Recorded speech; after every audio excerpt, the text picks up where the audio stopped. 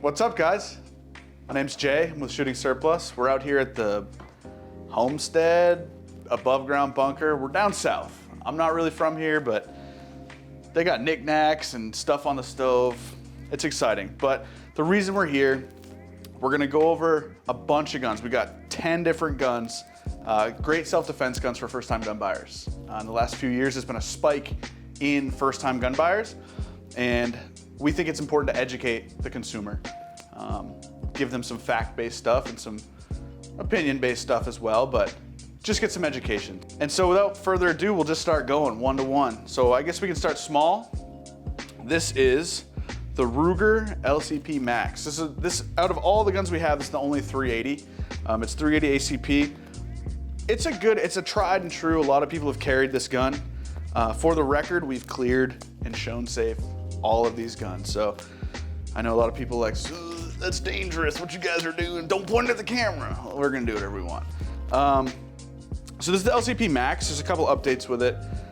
A lot of people, especially husbands buying for their wives, things like that, think, get the smallest gun. It'll be easy to handle, whatever. Sometimes that's not the case. I personally shoot this gun terribly. Even though it's only a 380, it just doesn't really fit in my hand well. That short barrel, you're getting a little bit of extra muzzle blast, or felt blast, I guess, some felt concussion, which can be intimidating to first-time shooters. So this is the LCP Max. It has some updates from the original LCP. It's a pretty good gun, pretty reliable, super cost-effective if you don't have a lot of money to spend. Is cost-effective a word? I don't know. If you don't have a lot of money to spend and you need to get into a gun to protect yourself, it's a good place to start. Again, 380, it is a 10+1, I believe. So it's a double stack magazine. You're getting good capacity for such a small package. In the box, you get a little extension for it's a little base plate on your magazine, just to give you that extra purchase. I've got pretty small hands, kind of sissy hands, and I can't get my pinky on there. So that little extra on the base plate helps out. Moving along, another super popular gun in the past has been the Smith & Wesson Shield. This one is the Shield Plus. So over the last few years, the whole M&P line has gotten some updates. They've done internal updates, upgrades. The Plus is now double stack. You're getting like 13+1 capacity. It's a super slim, it feels like a single stack. Super slim feeling gun. You're getting a full purchase on it. It's that added capacity. It's 9mm. It's still super short, so it's still super compact for those first-time buyers, but you get more of a purchase in your grip, a little easier to control. Specifically the Plus, it's got the M&P 2.0 upgrades. The trigger on it's super nice. We were out shooting it earlier and we had no issues with it. It's a nice crisp trigger. The reset's nice and short. The Shield you can't really go wrong with. Everyone's got one, basically. Reliable, especially with those upgrades, super easy to shoot. Along with that, we'll move a little bigger. So with the new M&P 2.0 upgrades, the full-size gun, it got the upgrade too. And this one's a little special. This is the Smith & Wesson M&P 2.0. This is the metal model. So historically, it's been a polymer frame. Smith & Wesson did the 2.0 upgrades. They also did a lightweight, rigid metal frame. It's a pretty cool color. Kind of reminds me of RoboCop. In regards to the upgrades, like I said, there's some internal stuff. This one's got ambi slide release, and it's a little extended, so it's easier. I personally shoot a handgun lefty, so some of these guns, we'll notice, don't have ambi controls, which can be an issue for someone that's new into guns. What we're talking about, if you don't know, is once the slide locks back, normally your slide release is on this side for a right-handed shooter. For lefties, it can be hard to grab that, break your purchase. So there is a slide catch and release on this side for your thumb. M&P 2.0, the trigger's great. It's got full capacity. It's 17 rounds. I don't know if it's 16+1 or 17+1. I'll fact check that. But you're getting 17 rounds. It's more of a full-size gun. It's still technically compact, I believe, but it's more of a full-size gun. So if you have bigger hands, or these guns, you shoot these smaller guns and they're a little rocky to shoot, this full-size gun's gonna be easier. It's gonna be smoother. The recoil is gonna be a little more manageable. The extra weight with the frame, it is a lightweight metal frame, but that extra weight is gonna help you get back on target. It's not gonna be as jumpy or snappy, as people like to say. It comes with some different grip modules. This one it's got a little bit of a palm swell. Depending on the size of your hands, the shape of your hands, you can just clip those in and out. The M&P 2.0, super reliable. That's another thing. I'm admittedly a Glock shill, but again, we shot a lot of these today, and it shoots really nice. It's just a smooth gun. It feels good. Ergonomically, it feels really good. I believe they say it's an 18-degree grip angle, which per Smith & Wesson is ideal. Another thing with the Smith & Wessons, on all of the models that we have, they have loaded chamber indicators. So if you live in a state that requires that, some people call them a mass hole. Massachusetts requires it. It's got just a little hole in the top of the chamber. You look in, you can see that there's a round in the chamber. It's just another safety feature. On these, there's no external safeties. So on the LCP, the Shield, as well as the M&P 2.0, no external safeties. So you have trigger safeties, and that functions inside. So they're drop safe, but there's no actual physical safety to depress. Still with Smith & Wesson, this is a newer offering through them. It's the CSX. CSX stands for Chief Special. That's a model that Smith & Wesson released years ago in their metal frame guns. This is a metal frame gun. It's heavier than, is it heavier? I don't know. I have to look up weights. So this is a metal frame gun.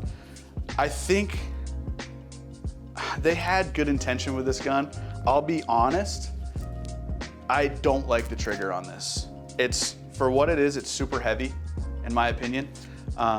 It's smaller than the Shield. So I wondered, why wouldn't you get the Shield Plus or even just a regular Shield? It is physically smaller than the Shield. It's a hammer gun, so it's actually got an external hammer on it as opposed to a striker fired gun. So this has an external hammer as opposed to an internal striker. Again, that trigger, there's not a ton of movement, but it's extra heavy. The reset is weird. There's a false reset, which can be an issue. To explain that, it's basically you get a tactile and audible click before the actual reset, so it's possible to short stroke it, so to speak. This gun, I don't really know why they made it. You do have that double stack capacity. You have 12+1. So you're getting full capacity gun, such a small package. I understand that, but I just think for what it's worth, I think you'll be happier with the M&P Shield Plus. I don't understand why you would get this over that, but to each their own. That's my personal opinion. It is a reliable gun. We had no issues with it on the range. Aside from the trigger, it's comfortable to shoot, not super snappy. It does have an external safety. So it's the first of the guns that we have that has an external safety. So you have the trigger safety as well as that physical safety. So you can carry the gun cocked and locked, ready to rock and roll, have that safety on, you pull it out, you have to depress the safety. Some people complain about the safety being a little too thin or close to the frame, so it's hard to engage or disengage, but whatever, you'll get over it. If you want an external safety, you're just gonna have to get used to it. But the Smith & Wesson CSX, not my favorite, but objectively, it's a reliable, it's a good gun. It's also a 9mm. The rest of the guns we have are all a 9mm. We only had one 380. A new offering from Taurus is the G3C. So Taurus had the G2C for a while. The G3 has some upgrades. A lot of these guns are new. They just came out. They've got upgrades. A lot of them are internal upgrades. Again, this gun has an external safety, but only on the right side. So for right-handed shooters, you've got that safety to engage, disengage. Lefties, we're kind of screwed, but we've got a trigger safety as well. It's equally as safe. So one of the options with, it's not even an option, it's kind of a feature with the G3C is it has the restrike capability that Taurus has kind of been working on. So it's a striker fired pistol, single action, but technically the trigger fires as a double action. So you cock the trigger, it fires normally. Well, without having to recock, you can fire again. So they did it for a few reasons. One being if your round doesn't go off, you can try to get that striker in there again. It's a feature. Is it necessary? Not really. but it is a nice added feature that you're not paying any extra money for. This also has a loaded chamber indicator that we talked about before. Taurus has, if you go into any gun shop, a lot of the old heads that work there, the FUDs, if you will, they'll speak down on Taurus. Taurus had a not so great reputation for a few years, but recently they've stepped it up. The last few years, they've really put in work to kind of come back, and they've stepped it up a lot. And their striker fired guns are great. Their revolvers are great. This one specifically, ergonomically, it's nice. It's a nice compact size. We're not into subcompact, but we're not in a big compact size. So easy to conceal. It's pretty easy to manage. You do feel a little snap on it, but it's just because it's a lighter weight gun. And I don't know, it's super affordable. I think it's $339 MSRP. So another one, if you really are, you're hard out, you need a gun and you can't afford top of the line, whatever, this is a good start. The stippling on it, super aggressive. You might like that, you might not, but all in all, Taurus is really coming back and it's a great gun. So another offering, we see them everywhere. Their marketing's great, a company that I work for personally. Sig Sauer, this is the P365. It's the X Macro Comp. They're not the best at naming things. I don't know, it's got a bunch of names. We'll have a description, you'll be able to find it. This one has one of the Sig Romeo red dot sights on it. It's also compensated, so the barrel's a little shorter within that slide, and then you have some ports on the top for compensation. It's meant to help with recoil, kind of bring back down that felt recoil. The 365 itself, the original one, super small, big capacity, but just a tiny package. Then they started growing it a little bit bigger. This is a great sized gun. It feels really good. I'm personally not a fan of Sig striker fired guns. I don't shoot them very well. They don't really feel great in my hand. I will say this gun feels really, really good. The trigger on it is good. A lot of these guns, everyone's really stepped it up. Once you fire these guns, you kind of start feeling how bad a Glock trigger is. I love Glock, and I'm used to the trigger, but these triggers are great. Again, you're getting that full capacity. This is 17 plus 1, so that's a full-size pistol capacity. If you get a Glock 17, you get the 17 plus 1 in a full-size package. This is a compact package, easy to conceal. You're getting full capacity. It's ergonomically good. You get that red dot option. Some of these guns are cut for a red dot, some aren't. As we move forward, the red dot is kind of the way of the world. Iron sights are out, red dots are in. There's a lot of science behind them. They do work. So this gun ergonomically, it feels really good. It snaps up. It comes with suppressor height sights to help co-witness with that red dot. A lot of people really like these. It's a good start. If you're looking for that, you're able to spend a little bit more money and you're looking for that mid to higher tier gun, one that you can just trust right out of the box, super reliable. Sig is getting there. They've had some issues in the past, but these guns are great. A lot of people carry them. A lot of people really like them. So as far as a self-defense weapon, getting that concealability, that short gun, but a full purchase, full capacity, it's a contender for sure. Again, not my favorite, but a really good gun. All right, we're gonna get into 3 of my favorites. Like I said earlier, I'm a Glock shill. I think Glocks are great. They got it right the first time. Why change a bunch of stuff? I think the intro probably goes small to big. This is a Glock 43X. So a few years ago, Glock came out with a Glock 42, which was in 380 ACP, which was like that LCP that we did earlier. Then they came out with the Glock 43, single stack, 9mm, and a little bit longer grip. The X version, they make an MOS version, which is cut for an optic. Glock, all their newer stuff, there's MOS and there's not. MOS just means it's cut for an optic. It probably means some other stuff too that I don't know. But so again, this is a single stack gun. Everyone's biggest issue with the Glock 43, the 43X, the 43X specifically, is that they have the ability to go with a higher magazine capacity, but they didn't. So this is a 10-round magazine, which I will say, some states have 10-round mag band. Like that's the max you can have in your gun. So for that, it's great. It's short barrel again, similar to the Shield, similar to the Sig that we just looked at. It's a short barrel. You get a little bit longer of a grip, so you're getting that full purchase. It's easy to control. Glocks, if you ask professional end users, if that's the word you want to use, a lot of people will say straight out of the box, the one gun they choose to bet their life on is a Glock. It's reliable. They always go boom. If you treat them right, they'll treat you right. The 43X, it's a little slimmer because of that single stack profile. I don't work for Glock, so I can probably say there are companies that make higher capacity magazines. Shield Arms makes metal 15-round magazines. It's the same size, same form factor. It gives you the ability to swap the magazine release because it's a metal magazine as opposed to this polymer coated magazine. I think one of the more, in the last few years, the 43X has become one of the more prolific carry guns. So for a first-time gun buyer, for self-defense, if you're carrying it, even having it in your home, the 43X is great. It's a really good choice. I personally recommend the MOS to put a red dot sight on there. Just makes things a little bit easier, a little bit more intuitive for someone that's new to shooting. The 43X, you can't really go wrong with. There's a million different aftermarket support parts for Glocks. Whether or not you're supposed to do that, or I don't know, but the 43X is great.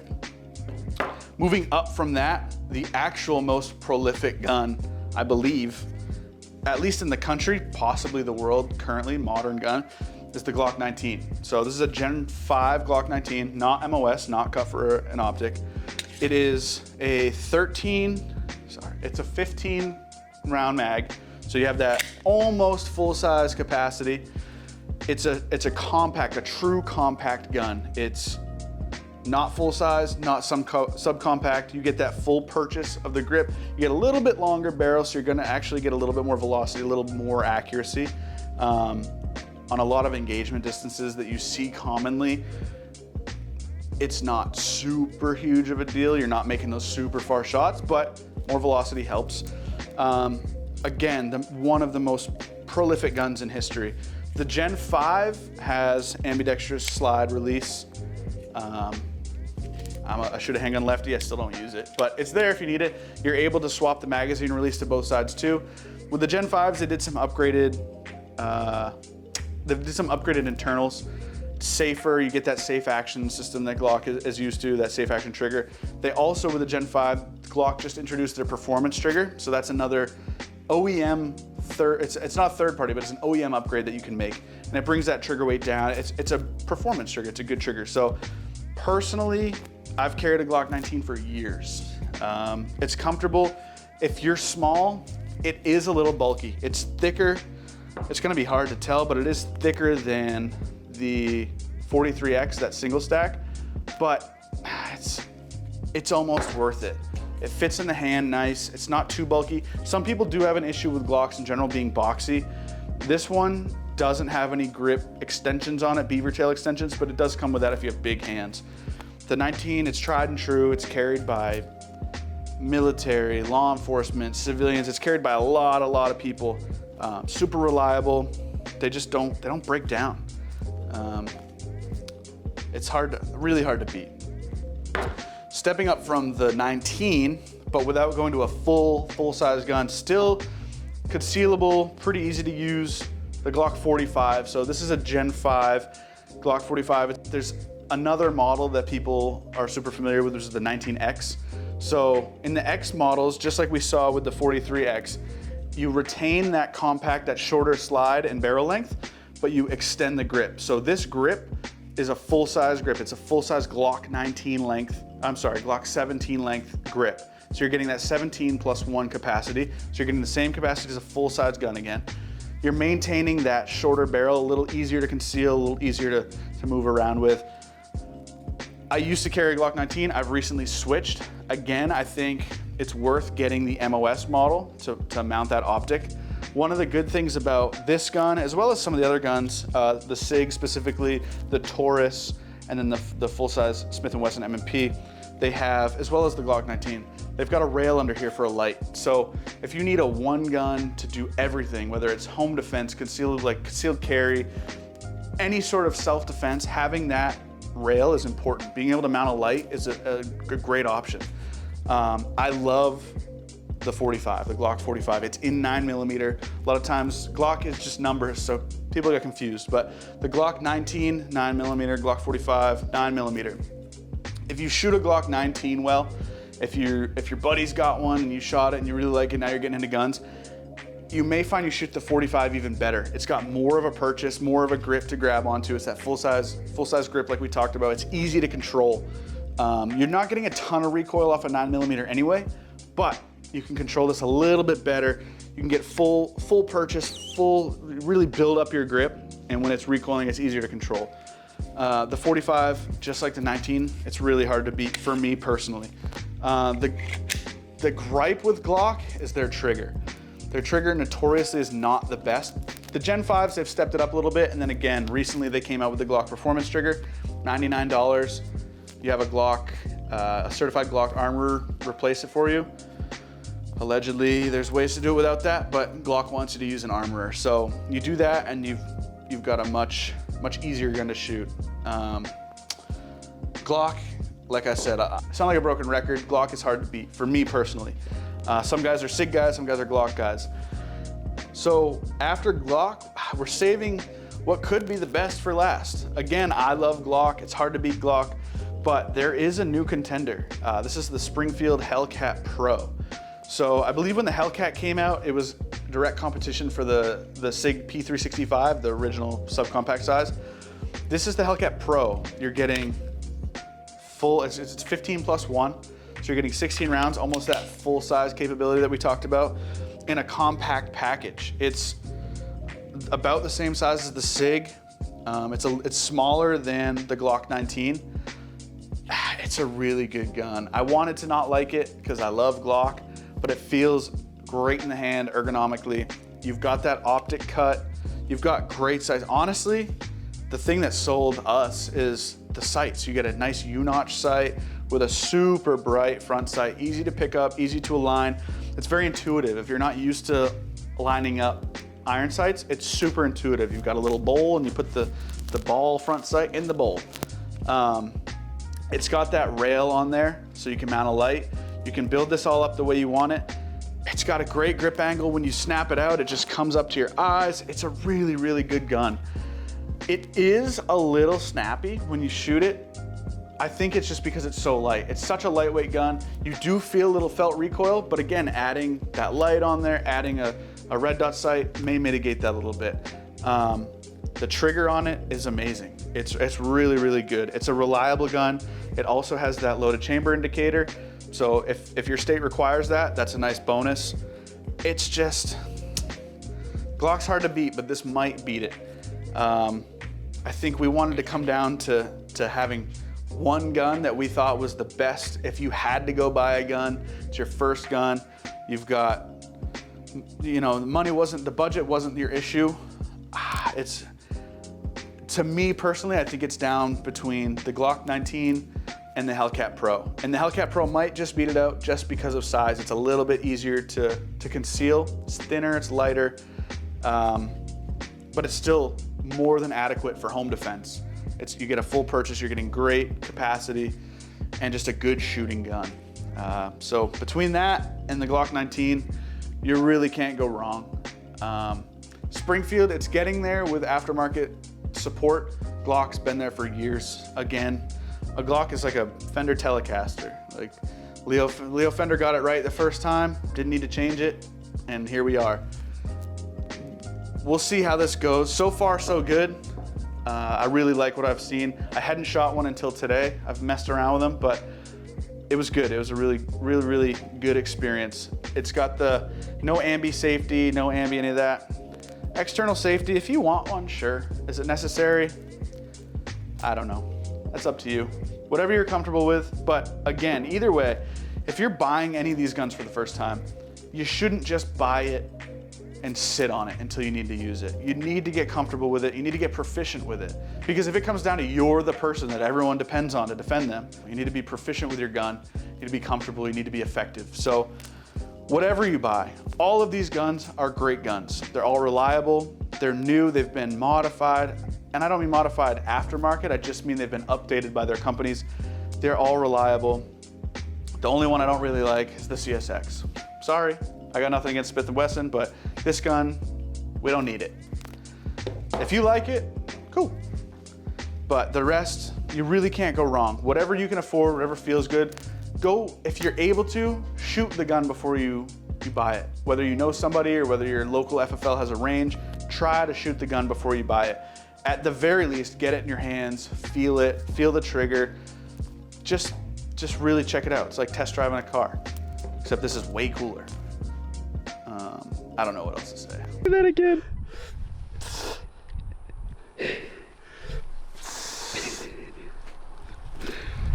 Do it one more time.